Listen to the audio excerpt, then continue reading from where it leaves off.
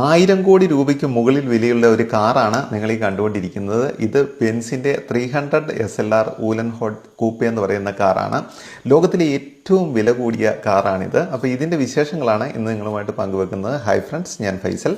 നമ്മളിപ്പോൾ ഉള്ളത് യൂറോപ്പിലെ മനോഹര രാജ്യമായ ജർമ്മനിയിലാണ്. അപ്പോൾ ജർമ്മനിയിൽ നമ്മളിന്ന് കാണാൻ പോകുന്നത് ലോകത്തിലെ തന്നെ ഏറ്റവും പ്രശസ്തമായ ഓട്ടോമൊബൈൽ മ്യൂസിയങ്ങളിലൊന്നായ മെഴ്സിഡസ് ബെൻസ് മ്യൂസിയം കാണാൻ വേണ്ടിയാണ് നമ്മൾ പോകുന്നത്.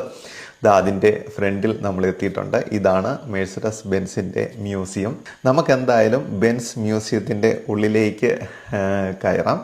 ഇതെന്ന് പറയുന്നത് 9 നിലകളിൽ 1,78,000 സ്ക്വയർ ഫീറ്റിൽ ഉള്ള വലിയൊരു മ്യൂസിയമാണ്. ആദ്യം നമ്മൾ കയറുമ്പം കാണുന്നത് കാറുകളുടെ അപ്പൂപ്പന്മാരെയാണ്. പണ്ട് കാലത്തെ കാറുകളൊക്കെ ഇങ്ങനെ ആയിരുന്നു. ഇപ്പം കാണുന്ന ആ ഒരു ഷേപ്പിലേക്കൊക്കെ വന്നത് കുറേ വർഷങ്ങൾക്ക് ശേഷമാണ്.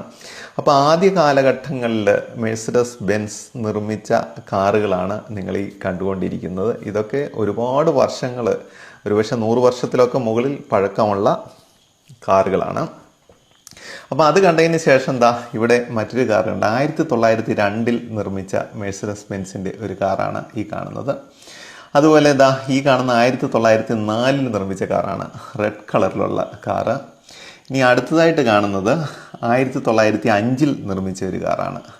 ഇതൊക്കെ അത്യാവശ്യം ഷേപ്പായിട്ടുണ്ട്. ഇത് 1908 നിർമ്മിച്ച ഒരു കാറാണ്, വൈറ്റ് കളറ്. അതുപോലെ ഇത് 1909 നിർമ്മിച്ച കാറാണ്. ഇതിൻ്റെ സ്റ്റെപ്പിനെയൊക്കെ കണ്ട് സൈഡിലാണ് വെച്ചിരിക്കുന്നത്. അതുപോലെ ഇതൊക്കെ കണ്ടില്ലേ, കാറുകളുടെ ഷേപ്പാണെന്ന് ചോദിച്ചു കഴിഞ്ഞാൽ അത് പണ്ട് കാലങ്ങളിൽ ഇങ്ങനെ ആയിരുന്നു കാറുകളൊക്കെ ഉണ്ടാക്കിക്കൊണ്ടിരുന്നത്. അതിനുശേഷമാണ് ഇപ്പം നമ്മൾ ഈ കാണുന്ന രൂപത്തിലേക്കൊക്കെ കാറുകളുടെ ഷേപ്പൊക്കെ എത്തിയത്. അപ്പോൾ ഈ കാണാൻ പോകുന്നതാണ് 1000 കോടിക്ക് മുകളിലുള്ള കാറ്. ഇത് 1955 നിർമ്മിച്ചത്. രണ്ട് പീസ് മാത്രമേ നിർമ്മിച്ചിട്ടുള്ളൂ.